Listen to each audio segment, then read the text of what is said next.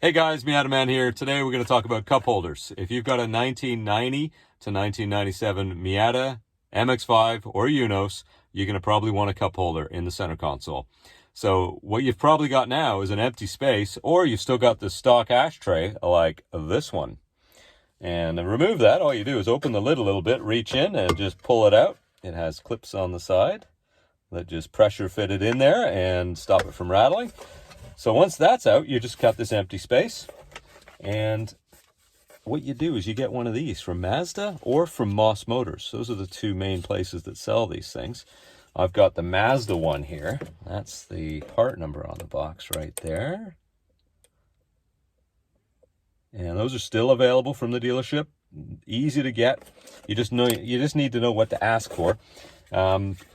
That there's the spill catcher, or the spill tray. That goes right in there.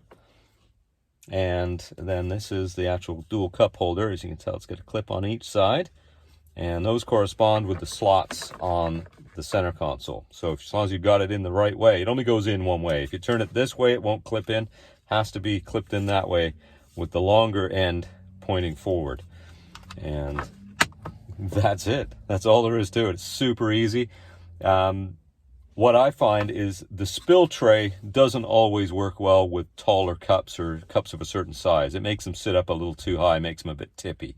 So a lot of times I'll take the spill tray out and run it without if I'm using my travel mug. So I hope that helps, guys. Keep your coffee in the cup instead of all over the car. And again, there's the part number that you need right off the box, fresh from the dealer.